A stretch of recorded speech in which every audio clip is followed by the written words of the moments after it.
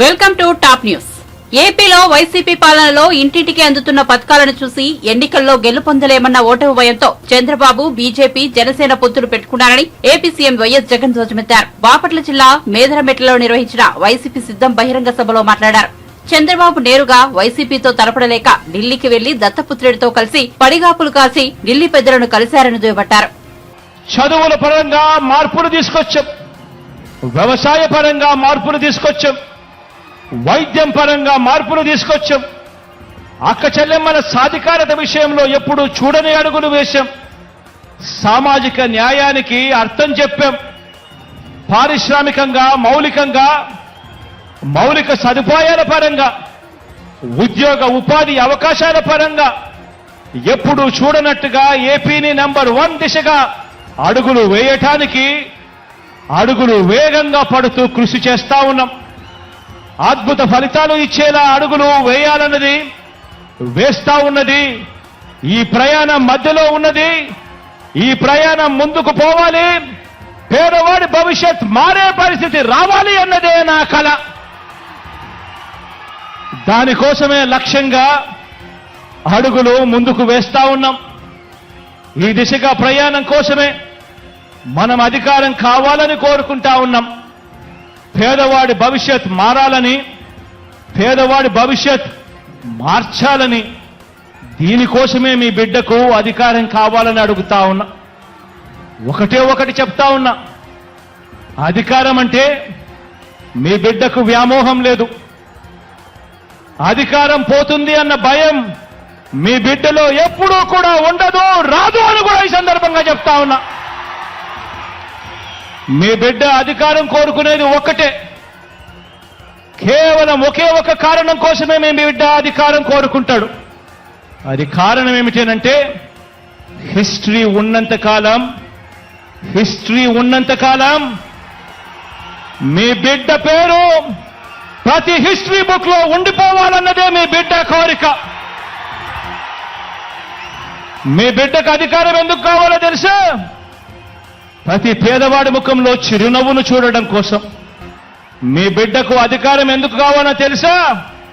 ప్రతి పేదవాడి ఇంట్లో కూడా మీ బిడ్డ ఫోటో చిరకాలం ఉండాలని, చనిపోయిన తర్వాత కూడా మీ బిడ్డ ఎప్పుడూ పేదవాడి గుండెల్లో బతికే ఉండడం కోసం మీ బిడ్డకు అధికారం కావాలి. దానికోసమే మీ బిడ్డ అధికారం అడుగుతున్నాడు. దానికోసమే మీ బిడ్డ పరితపిస్తా ఉన్నాడు. మంచి చేయడం కోసం మంచి మనసుతో మీ బిడ్డ సంకల్పిస్తా ఉన్నాడు. దేవుడి దయ ప్రజలందరి జీవన్లు ఎల్లకాలం ఉండాలని కోరుకుంటా ఉన్నాడు. అలాగే కార్యకర్తలకు, అభిమానులకు, వాలంటీర్లకు కూడా ఒకే ఒక మాట చెబుతా ఉన్నా. ఇన్ని పదవులు, ఇన్ని హోదాలు భారతదేశ రాజకీయ చరిత్రలో మరి ఏ ఇతర పార్టీ కూడా ఎప్పుడూ ఇవ్వలేదు. మన పార్టీలో ఉన్న ప్రతి కార్యకర్త, ప్రతి అభిమాని, ప్రతి వాలంటీర్ అందరూ కూడా నా కుటుంబ సభ్యులే. వారికి ఖచ్చితంగా మంచి జరుగుతుంది, ఖచ్చితంగా మంచి జరిగిచ్చేందుకే మీ బిడ్డ ఉన్నాడు అని కూడా ఈ సందర్భంగా తెలియజేస్తా ఉన్నాను. వారు మరో 2 మెట్లు ఎదిగేందుకు చరిత్రలో ఎప్పుడూ కూడా చూడని విధంగా, చరిత్రలో ఎన్నడూ లేనన్ని కార్పొరేషన్లు, వాటిలో చైర్మన్లు, డైరెక్టర్లు, ఇలా ఎన్నడూ లేని పదవులు, ఎన్నడూ లేని విధంగా సర్పంచుల మొదలు ఎమ్మెల్యేలు, ఎంపీల వరకు కూడా గెలిపించుకొని ఇంతగా అవకాశాలు ఇచ్చిన పార్టీ కూడా మరెప్పుడూ కూడా చరిత్రలో ఏదీ లేదు. ఒక్క వైఎస్ఆర్ కాంగ్రెస్ పార్టీ తప్ప అని కూడా చెప్పడానికి గర్వపడతా ఉన్నా. ప్రతి కార్యకర్త, ప్రతి వాలంటీరు, ప్రతి అభిమాని, ప్రతి నాయకుడు కూడా ఆలోచించాలి. మన పరిపాలన చూశారు, అందరూ కూడా ఆలోచన చేయాలి. మన 5 సంవత్సరాల మన పరిపాలన చూశారు. గతంలో 5 సంవత్సరాల చంద్రబాబు నాయుడు గారి పరిపాలన కూడా చూశారు. మిమ్మల్ని నేను ఒకటే అడుగుతా ఉన్నా, ఈ రాష్ట్రానికి మీకు ఎలాంటి నాయకుడు కావాలి అని చెప్పి అడుగుతా ఉన్నాను మిమ్మల్ని అందరినీ కూడా. నాయకుడు అంటే చంద్రబాబు మాదిరిగా ఎన్నికలు వచ్చేసరికి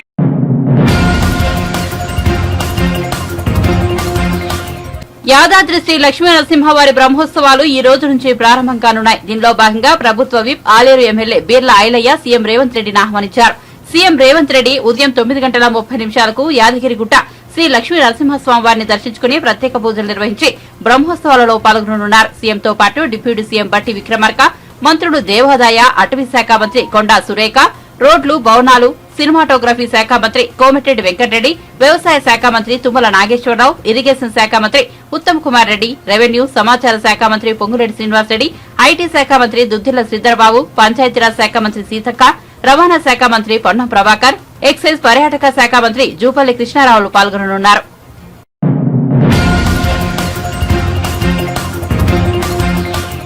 మేదరమెట్ల సిద్దం సభలో సీఎం జగన్ చేసిన వ్యాఖ్యలపై టీడీపీ రాష్ట అధ్యకుడు కింజరపు అచ్చెన్నాయుడు తీవ్రస్థాయిలో దుర్మెత్తారు. వైసీపీ మేనిఫెస్టోలోని 99% హామీలు నెరవేర్చామని సీఎం జగన్ చెప్పడాన్ని అచ్చెన్నాయుడు తప్పుపట్టారు. మేదరమెట్టలోనూ జగన్ అబద్దాల విషపూజలు కురిపించారని మండిపడ్డారు. హామీలు నిలబెట్టుకున్నారన్న జగన్ మాట పచ్చి అబద్దమని అన్నారు. 85% హామీలు అమలు చేయకుండా మాట తప్పాడని విమర్శించారు. తన మోసాల్ని టీడీపీకి అంటగట్టి చెప్పిన అబద్దమే 100 సార్లు చెప్పడం జగన్ నైజమని అచ్చెన్నాయుడు స్పష్టం చేశారు.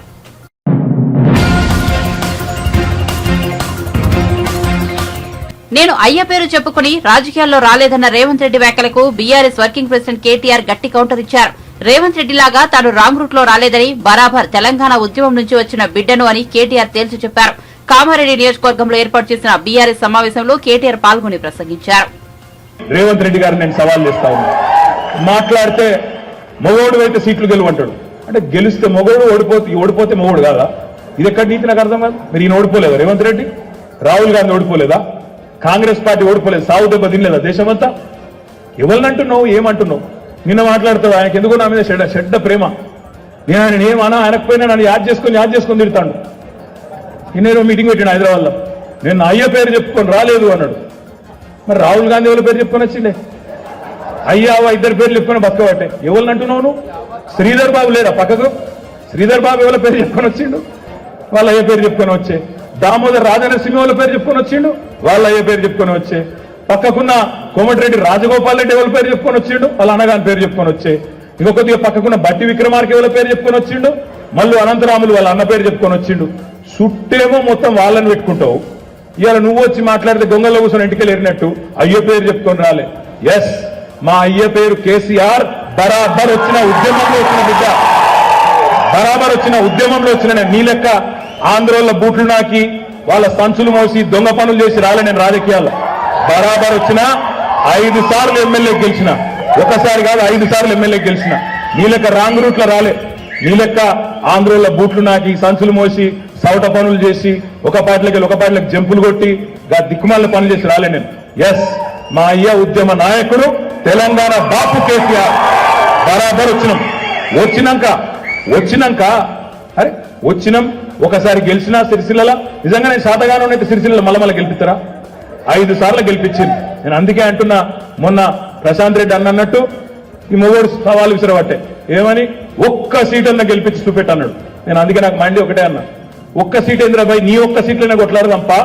నేను సిరిసిల్లకు రాజీనామా పెడతా, నువ్వు కొడంగల్ రాజీనామా పెట్టు, దమ్ముంటే మొగోడు అవుతారా మల్కాజ్గిరిలో చూసుకుందామన్నా. ఇప్పటిదాకా స్టడీ లేదు, సప్పుడు లేదు.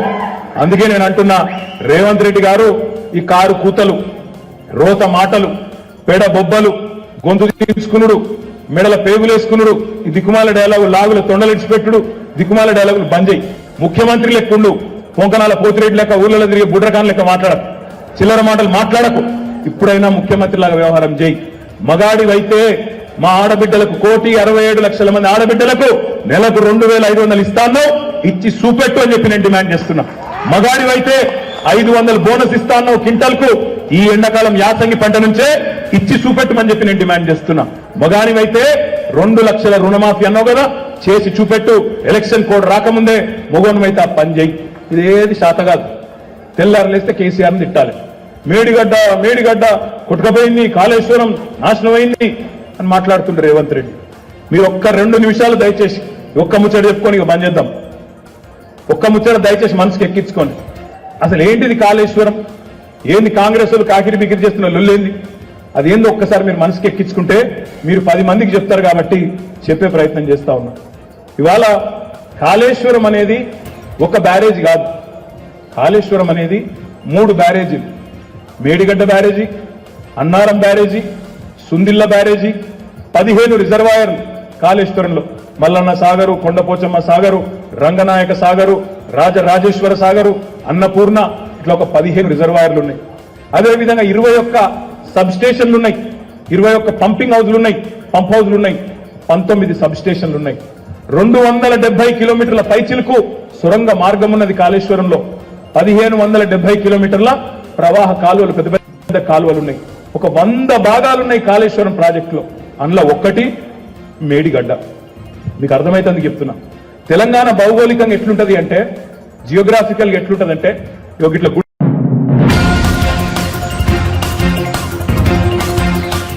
ఏటా ఉద్యోగాలు భర్తీ చేస్తామని హామీ ఇచ్చిన సీఎం జగన్ నిరుద్యోగులను మోసం చేశారని ఏపీపీసీసీ అధ్యక్షులు వైఎస్ షర్మిల ధ్వజమెత్తారు.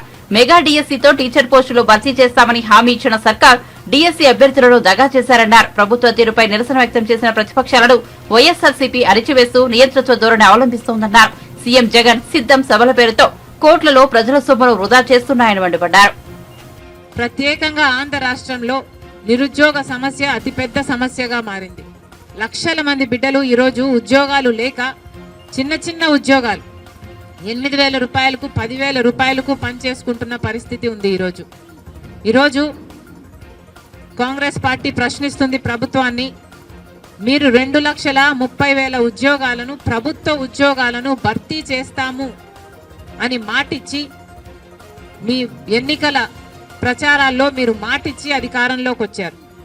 2,30,000 ఉద్యోగాలు ప్రభుత్వ శాఖల్లో ఖాళీగా ఉన్నాయి. మీరు అధికారంలోకి వచ్చిన తర్వాత మెగా డిఎస్సి వేసి అన్ని టీచర్ ఉద్యోగాలను భర్తీ చేస్తాం, 25,000 టీచర్ ఉద్యోగాలను భర్తీ చేస్తామన్న మీరు ఈరోజు ప్రభుత్వం ఏం చేస్తుంది అని జగన్మోహన్ రెడ్డి గారు రాష్ట్ర యువతకు సమాధానం చెప్పాల్సిన అవసరం ఉంది. 2,30,000 ఉద్యోగాలు ఆ రోజు ప్రభుత్వ శాఖల్లో ఖాళీగా ఉన్నాయి అన్నారు. ఏపీపీఎస్సీ ద్వారా వాటినన్నింటినీ భర్తీ చేస్తాము అన్నారు. మరి ఈరోజు ఎన్ని భర్తీ చేశారు? ఎన్ని భర్తీ చేయలేదు. కనీసం 10% కూడా భర్తీ చేయలేదు. కనీసం 2% కూడా భర్తీ చేయలేదు. మీరు మీకు కావాల్సిన వాళ్లకు, మీ కార్యకర్తలకు మీకు కావాల్సిన ఉద్యోగాలు ఇచ్చుకొని వాటిని పర్మనెంట్ చేస్తామని చెప్తున్నారు తప్పితే 2,30,000 ఉద్యోగాలు ప్రభుత్వ శాఖల్లో భర్తీ చేస్తాము, ఖాళీగా ఉన్నాయని చెప్పిన మీరు ఎందుకు చేయలేదు అని అడుగుతున్నాం. ఈరోజు 23,000తో మెగా డిఎస్సీ వేస్తారు అని 5 సంవత్సరాలుగా పిల్లలు ఈ రోజు వరకు ఎదురు చూస్తూనే ఉంటే ప్రభుత్వం ఈరోజు చేసింది ఏమిటి అంటే, ఒక దగా డిఎస్సీ 6,000 ఉద్యోగాలతో ఒక దగా డిఎస్సీ విడుదల చేశారు. ఇది ఎక్కడి న్యాయం అని అడుగుతున్నాం. మీరు ఇంకా తెలివైన వాళ్ళు, మీ పొత్తులు కనిపించవు. ఎందుకంటే మీ అక్రమ పొత్తులు, మీ రహస్య పొత్తులు. జగనన్న గారు అయితే రహస్యంగానే పొత్తులు పెట్టుకుంటున్నారు. ఇన్ని సంవత్సరాలుగా బీజేపీ పార్టీని ఒక్క ప్రశ్న అడిగింది లేదు. ఇన్ని సంవత్సరాలుగా ఎన్ని బిల్లులుంటే ప్రతి బిల్లులకు మద్దతు ఇచ్చారు జగన్మోహన్ రెడ్డి గారు. ఇన్ని సంవత్సరాలుగా ఎక్కడ వాళ్ళకు ఏ అధికారం కావాలైనా బీజేపీ పార్టీ నాయకులకి మనది పెట్టిందే ఇక్కడే అడ్డా అన్నట్టుగా ఏది కావాలంటే బీజేపీ పార్టీకి, ఏ ప్రాజెక్ట్ అయినా బీజేపీ పార్టీ తీసుకోవచ్చు, ఏ అధికారమైనా బీజేపీ పార్టీ తీసుకోవచ్చు, ఏ దేనికైనా రెడీ అన్నట్టుగా జగన్మోహన్ రెడ్డి గారు వ్యవహరిస్తూ బీజేపీ బానిసలుగా మీరు ఎందుకు వ్యవహరిస్తున్నారు అని అడుగుతున్నాం. బీజేపీ పార్టీకి తెలుసు అవినీతి చేస్తున్నారు అని బీజేపీ పార్టీ చెప్తూనే ఉంది. మద్యం మాఫియా అంటారు, మైనింగ్ మాఫియా అని చెప్తున్నారు, వాళ్ళ నాయకులే వచ్చి మాట్లాడుతున్నారు.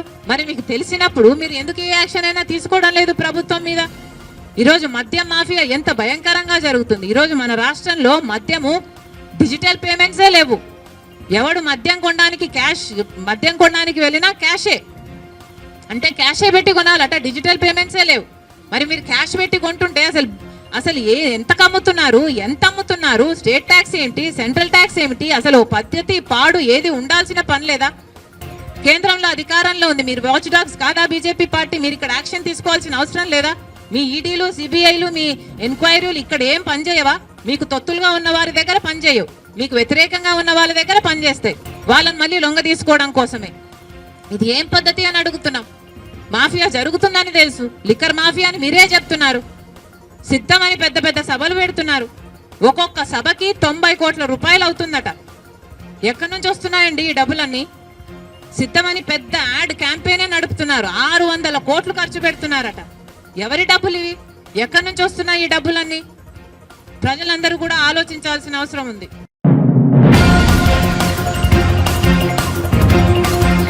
బీఆర్ఎస్ ఎమ్మెల్సీ కల్వకుంట్ల కవితపై మంత్రి దనసరి సీతక్క ధ్వజమెత్తారు. రేవంత్ రెడ్డి ప్రభుత్వంపై కవిత అనవసరంగా మాట్లాడుతున్నారని మండిపడ్డారు.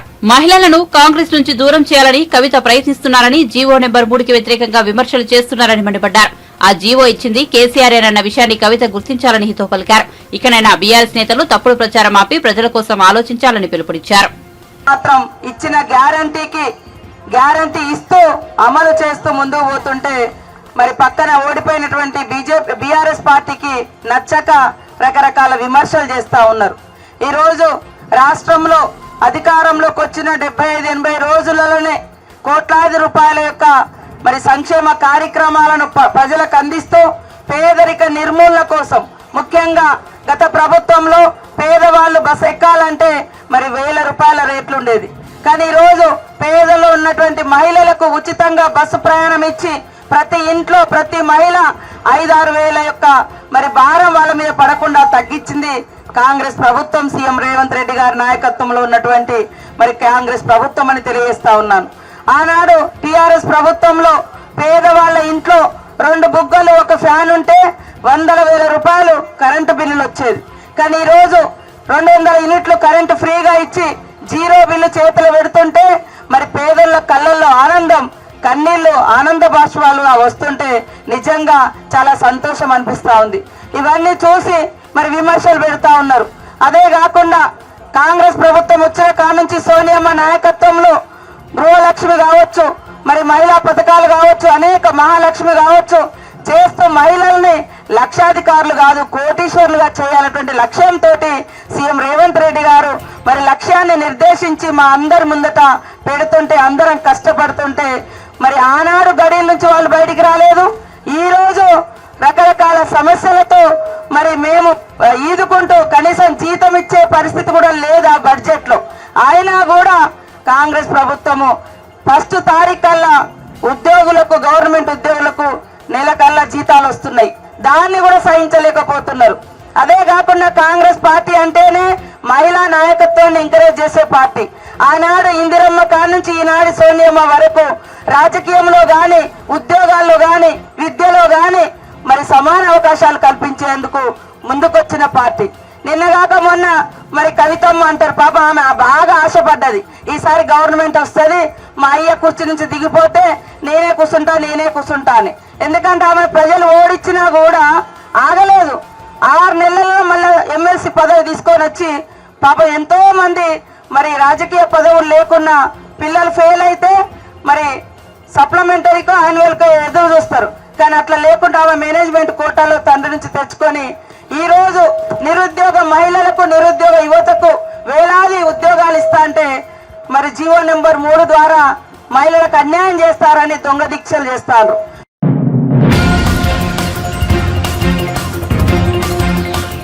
ఉమ్మడి అనంతపురం జిల్లా ఉరవకొండ లత్తవరం శంఖరావం సభలో టీడీపీ జాతీయ ప్రధాన కార్యదర్శి నారా లోకేష్ ప్రసంగించారు. దేశంలో ఎక్కడ చూసినా అనంతపురం జిల్లాలో తయారైన కియా కార్లే కనిపిస్తున్నాయని గర్వంగా చెప్పారు.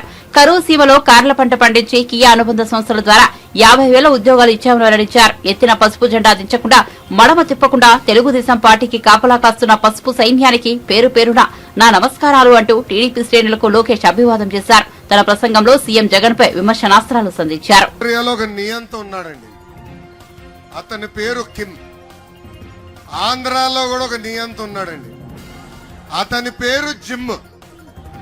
ఏంటది? జిమ్. హెయిర్ స్టైల్ తప్ప ఇద్దరు సేమ్ టు సేమ్ అబ్బా. నార్త్ కొరియాలో కిమ్కి 17 ప్యాలెస్లు ఉన్నాయంట, కానీ ఆంధ్రాలో ఉన్న జిమ్కి 6 ప్యాలెస్లు ఉన్నాయి. నార్త్ కొరియాలో ఉన్న కిమ్ సొంత బాబాయిని లేపేశాడు, సొంత అన్నని లేపేశాడు. ఆంధ్ర రాష్ట్రంలో ఉన్న జిమ్ బాబాయిని లేపేశాడు, సొంత తల్లి చెల్లి మెడబట్టి బయటికి గెంటేశాడు. నార్త్ కొరియాలో ఉన్న కిమ్ వీడియో గేమ్లు ఆడతాడు. ఇంకా ఆంధ్ర రాష్ట్రంలో ఉన్న జిమ్ ఏం ఆడతాడు? పబ్జి ఆడతాడు. నార్త్ కొరియాలో ఉన్న కిమ్ దొంగ నోట్లు, గంజాయి, సిగరెట్లు ఇవన్నీ తయారు చేసి అమ్ముతాడు. మళ్ళా ఆంధ్ర రాష్ట్రంలో ఉన్న జిమ్ గంజాయి, డ్రగ్స్, దొంగ మందు, boom boom, president medal, 3 Capitals ఈరోజు అమ్మేది చూస్తున్నాం. నార్త్ కొరియాలో కిమ్ 340 మందిని చంపేశాడు, వేలాది మందిని జైలుకి పంపించాడు. మళ్ళీ ఆంధ్ర రాష్ట్రంలో జిమ్ ఎస్సీ ఎస్టీ సోదరుల్ని బీసీ సోదరులు ఇబ్బంది పెట్టి అనేక మందిని చంపాడు. మనందరం చూసాం ఒక దళిత డాక్టర్ సుధాకర్ గారిని ఎలా చంపేసింది ప్రభుత్వం. అయ్యా మాకు ఇచ్చిన హామీ నిలబెట్టుకోండి అని అడిగిన అంగన్వాడీ టీచర్ని ఎట్లా కొట్టి జైలుకి పంపించిందో మనందరం చూస్తాం కూడా జరిగింది. ఇంతేకాదు నార్త్ కొరియాలో కిమ్ వ్యతిరేకంగా ఎవరు మాడితే వాళ్ళ సంక్షేమ కార్యక్రమాలు రద్దు చేస్తారు, జైలుకు పంపిస్తారు. ఇంకా ఆంధ్ర రాష్ట్రంలో జిమ్ కూడా అదే బాట. ఎవరన్నా వాట్సాప్ లో ఫార్వర్డ్ చేస్తే, ఫేస్బుక్ లో పోస్ట్ పెడితే కేసు, జైలు. నా పైన 22 కేసులు లేవా, అటెంప్ట్ మర్డర్ కేసు ఉంది, ఈ ఎస్సీ ఎస్టీ కేసు కూడా పెట్టినాడు. ఇప్పుడు మిమ్మల్ని అందరిని అడగాలనుకుంటున్నా, ఈ జిమ్ ఎవరు అర్థమైందా రాజా? అర్థమైందా? ఈ జిమ్ ఎవరు? జగన్. ఇక్కడ అందరి దగ్గర మంచి ఫోన్లు ఉన్నాయి. హాయిగా ఇప్పుడు ఈ మీటింగ్ అయిన తర్వాత డిస్కవరీ యాప్కి వెళ్ళండి, ఆ యాప్లో కొట్టండి నార్త్ కొరియా డార్క్ సీక్రెట్స్ అని. నేను చెప్పిందన్నీ వస్తాయి దాంట్లో. ఆ టీవీ షో 40 నిమిషాలు అనుకుంటుంది. నిన్నగాక మొన్న చూస్తే నాకు గుర్తొచ్చింది, అరే జిమ్ ఉన్నాడు రా మన దగ్గర జగన్ అని. అలా ఉంది ఈరోజు ఆంధ్ర రాష్ట్ర పరిస్థితి. ఈరోజు ఈ అనంతపురం సాక్షిగా జగన్ ఒక ప్రశ్న అడగాలనుకుంటున్నా, ఆంధ్రులందరికీ ఒక క్విజ్ పెట్టాలనుకుంటున్నా. మొదటి ప్రశ్న, నాయనా జగన్, డేట్ టైం నువ్వు ఫిక్స్ చేయి, నువ్వు పెట్టిన బూమ్ బూమ్ షాప్ దగ్గరికి వెళ్దాం. ప్రజలు నీ గురించి ఏమనుకుంటున్నారో ఒక్కసారి అక్కడ ఇందాం. నువ్వు సిద్ధమా అని ఈ సభాముఖంగా అడుగుతున్నా. వస్తావా అని ఈ సభాముఖంగా ఈ జగన్కి జిమ్కి నేను ఛాలెంజ్ ఇస్తున్నాను. రెండోది మీ అందరికి ఒక క్విజ్. రోజు జగన్ ఏం తాగుతాడబ్బా? బూమ్ బూమ్మా, ప్రెసిడెంట్ మెడలా, ఆంధ్ర గోల్డా, లేదంటే ప్రజల రక్తమా? ఏం తాగుతాడు? చేతిలో చూపించండి. 4వ ఆప్షన్ ప్రజల రక్తం. ఇప్పుడే చాలా అద్భుతంగా కేశవ్ అన్న చెప్పాడు. ఈ రోజు ఒక క్వార్టర్ బాటిల్ తాగే వ్యక్తి దగ్గర నుంచి రోజు 25 రూపాయలు చేయి ట్యాక్స్ వసూలు చేస్తున్నాడండి జగన్. అంటే నెలకి 750 రూపాయలు, సంవత్సరానికి 9,000 రూపాయలు, 5 సంవత్సరాలు 45,000 రూపాయలు వసూలు చేస్తున్నాడు. ఇటు నుంచి 10 రూపాయలు ఇస్తాడు, కరెక్ట్ గా 100 రూపాయలు లాగేస్తున్నాడు. పాదయాత్రలో ఇప్పుడు కూడా బాగా గుర్తు, పాదయాత్రలో అనకాపల్లి టౌన్ లో ఒక చెల్లెమ్మ 3 బాటిల్స్ పట్టుకుని నాకు వచ్చి చూపించి, నేను ఆశ్చర్యపోయాను. ఎందుకు తల్లి 3 బాటిల్స్ పట్టుకుని వచ్చావు అని అడిగాను. గత 3.5 సంవత్సరాలుగా ఈ బాటిల్స్ మా ఇంట్లో తాగి 3 చనిపోయారు. మీరు ఆంధ్ర రాష్ట్ర ప్రజలు చెప్పండి, జే బ్రాండ్ విషం కంటే దారుణం. మన ఊరిలో చూస్తున్నాం, ఎప్పుడు లేని విధంగా మనుషులు చనిపోతున్నారు, ఎప్పుడు లేని విధంగా మనుషులు లివర్ ఫెయిల్ అవుతుంది, ఏకంగా హాస్పిటల్ వెళ్ళే పరిస్థితి చూస్తున్నాం. ఇది నేను తెలుసుకున్న తర్వాత ఆ బూమ్ బూమ్ ఇవన్నీ అంటే వేరే ఉన్నాయి, president medal, Andhra gold, 3 Capitals, అవన్నీ టెస్టులు పంపించా. అక్కడ ఆ ల్యాబ్ ఏం చెప్పిందో తెలుసా?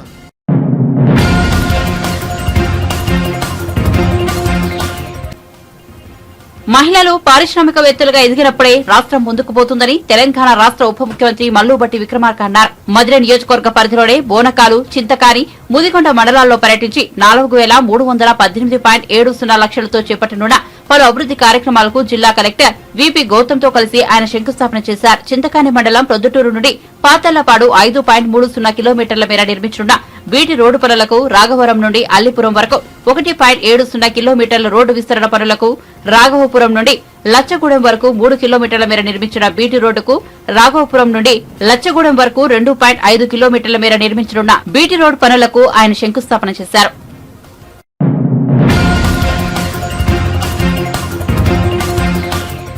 ఆంధ్రప్రదేశ్ లో పొత్తులపై జాతీయ నాయకత్వం నిర్ణయం తీసుకుందని బీజేపీ ఏపీ రాష్ట్ర అధ్యక్షురాలు దగ్గుపాటి పురంధేశ్వరి అన్నారు.